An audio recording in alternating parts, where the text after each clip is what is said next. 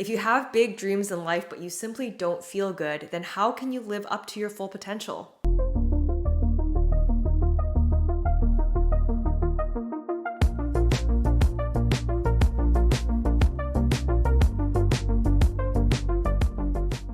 Hey guys, welcome back to the channel. In today's video, I want to talk about a new subject and a new series that we're going to be starting called Peak Performance. Now, I know a lot of you guys follow our channel for topics related to diet and food, and obviously our channel is still very focused on diet and nutrition, but diet and nutrition, it really just is one pillar to life that impacts how we feel and how we perform. At the end of the day, we all have a deeper reason for wanting to feel healthier. For Kevin and myself, health is very important to us. We use our health to increase our focus and our output so we can be the most optimal version of ourselves. So there is a new breed of peak performers that are biohacking their brains and their bodies to keep going long hours after other people have given up. There are a lot of people who are starting to study peak performance or have studied peak performance, including people like Ryan Holiday, Steve Magnus, Steven Kotler. This is the start of a mini series related into peak performance where I dive into what peak performance is, why we want to get into peak performance, and the key pillars of peak performance. If you guys watch our channel and you're looking to lose fat on the carnivore diet, Carnivore is definitely one biohacking technique to optimize your health. I do have a free resource down in the description below on how to lose fat on the carnivore diet, as well as a free training on the 4-step formula for you to accelerate your weight loss results on carnivore. So check out the description link below for those free resources. So let's start off with some definitions first. What is peak performance? So there is individual peak performance and organizational peak performance, but today's video, I'm going to focus on individual peak performance. Now, a lot of people hear peak performance and they automatically associate it with sports psychology. So being a Michael Jordan, being an Olympic athlete, etc., etc. I have a book on my bookshelf here called Relentless by Tim Grover. This is a book that one of my mentors actually recommended me many years ago, and this is one of Kevin's favorite books. This book is written by Michael Jordan's coach, actually. He talks a lot about the mindset of winners, basically sports winners, and what they need to do to get to this point. So this is a good book for those people interested in peak performance as it relates to sports psychology. But in addition to sports psychology, I really think that peak performance can apply to anyone, right? Anyone who wants to improve themselves for the better. So my definition of peak performance is that it's really about closing the gap between higher self and lower self, right? So that you can have more clarity, so that you can live with purpose and reach the full potential that you are given as an individual. No matter where you're at in your life, just your desire to be better for yourself makes peak performance relevant to you. So maybe you're someone that's on a weight loss journey on the carnivore diet and you watch our channel for carnivore content. You're doing all the research, listening to all the podcasts, watching videos on our channel so you can be inspired for the carnivore way of eating so that you can improve your health and make better food decisions overall. Maybe you're an entrepreneur and you know that your only bottleneck to your business is yourself and you want to be able to do 6 hours of work in 8 hours of time. Or maybe you are a busy professional, a corporate executive, and you want to improve your health so that you can make better decisions, communicate more effectively, be a more effective leader, have greater influence on your team, your customers, and your clients. Or maybe you are an athlete like Michael Jordan here, and you need to learn how to get immersed and into the zone so that you can win the game. So how do we reach peak performance? Now, there is so much information available on the internet nowadays. Which person and which model of peak performance do we listen to and apply? And the question is, can we really biohack our way towards peak performance? Everyone seems to have their own definition of what peak performance is, right? So is it following Andrew Huberman's morning routine? Is it tracking your sleep score and heart rate variability like people like Brian Johnson, the most measured man in the world? Is it eating a carnivore diet so that you can be a six-pack superhuman like all the carnivore diet doctors on YouTube? Is it waking up at 5 a.m. like Robin Sharma? Is it taking a daily cold plunge like Wim Hof and the Wim Hof method? Is it getting into flow every day like Steven Kotler? Define what peak performance means to you, because I think that the definition of peak performance is for you to be defined.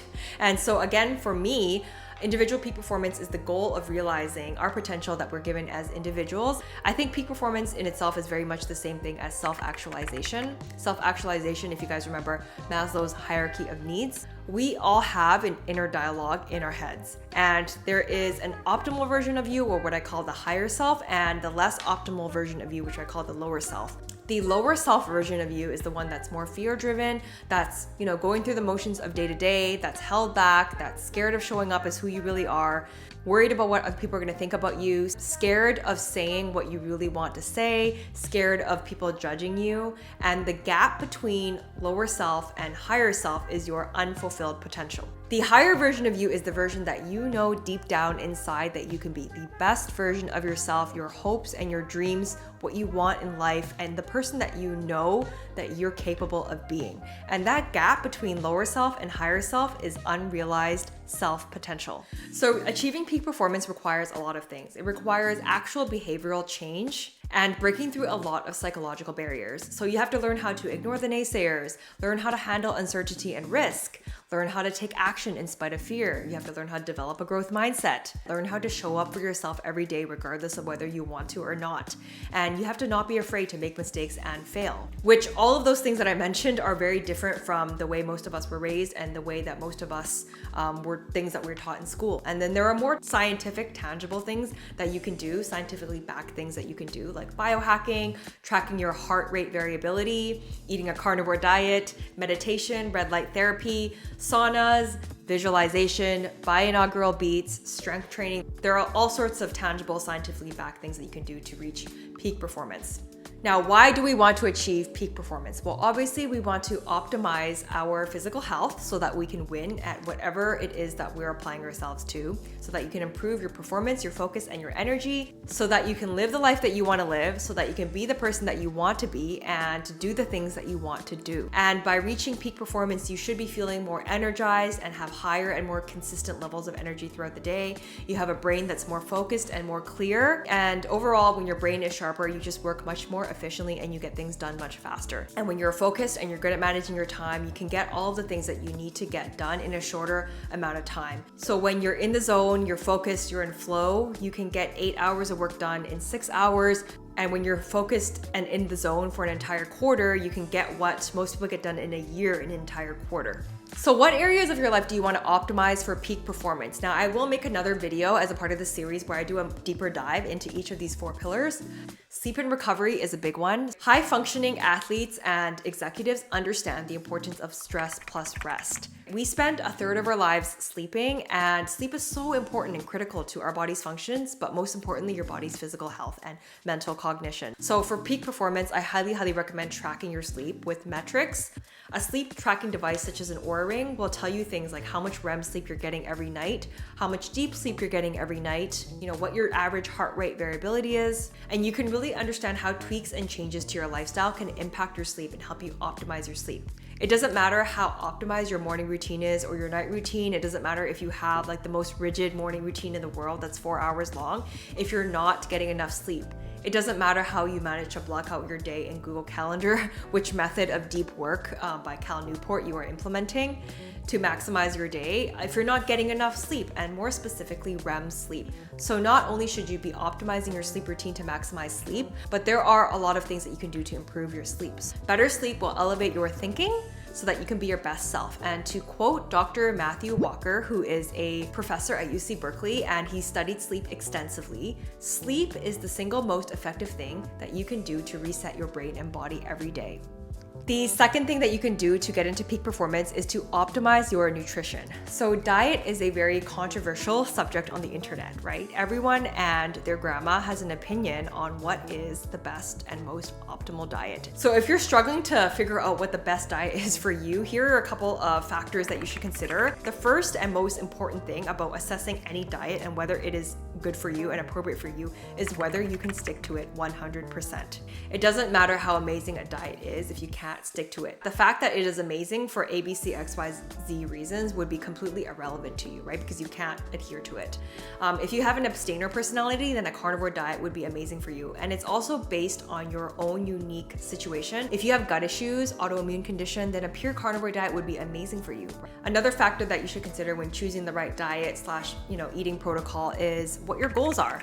If your goal in life is to be a 250-pound bodybuilder, that's a very different diet and fasting protocol that you would be following than if your goal is to lose 100 pounds and be metabolically healthy, right? Every individual is different, and there are a lot of different diets that work out there for different people, depending on your personality. Now, if you're enjoying this video today, I will leave a free resource in the description below on our approach to achieving peak performance, and most importantly, all of our best tips for you to biohack your way towards peak performance. And that could be doing things like getting your blood work done, which tools and apps we recommend to optimize your health and your habits, so do check out the description below. Now, in terms of other biohacking techniques for peak performance, what you can do is that you can get your own blood work done and you can see what minerals and vitamins your body might be deficient in. If you're having a hard time with something like sleep and stress, then something like magnesium bisglycinate would be something that would be a good supplement to take. So when it comes to blood work for peak performance, getting your blood work done and using that as a way to gauge your health is very important. Having a basic understanding of what all the different biomarkers are for blood work and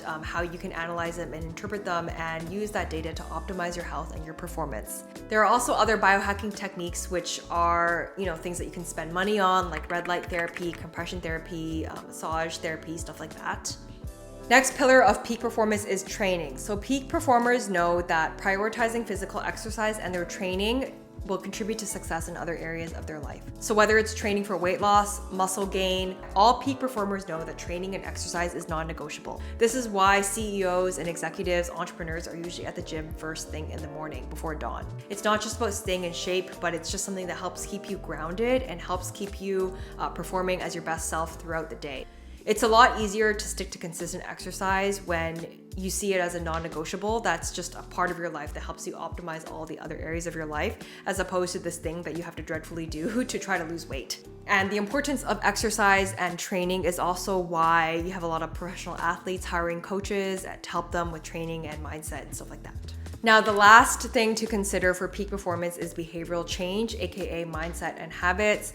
If you are trying to close the gap between higher self and lower self, then you have to embark on the journey and understand the day-to-day behavioral changes that you need to make. And this is also what we call like mindset and habit shifts. It's that understanding that what you do at every moment, at any point in time, does matter, right? The way our lives is not a random outcome, okay? It's an accumulation of all the small decisions and habits that we make every single day that leads to our life and the way our life is. I know sometimes people can dismiss mindset and habit things because it's easier to throw money at a solution and to buy a supplement and a pill or buy some sort of latest gadget and tool. Yes, there are lots of gadgets and tools and like sexy techniques and things online that you can learn about that work, but these are all external fixes. Nothing will help you close the gap between lower self and higher self other than making the simple behavioral changes every single day. So doing things like changing your habits, your routine, all make a huge difference in helping you achieve peak performance and success. So whether that's time blocking your schedule to get deep work in,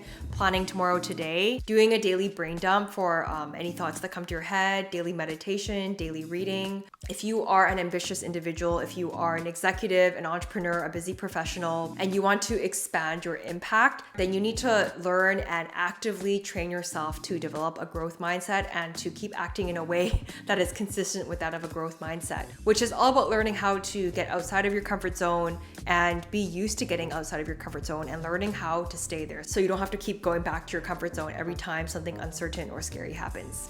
Now, if you guys enjoyed this video today, don't forget to give it a thumbs up and subscribe to the channel. Be sure to check the description link below if you guys are interested in a free resource on how to biohack your way to peak performance. Let me know down in the comments below what your definition of peak performance is and what tips you have to get there. Until next time.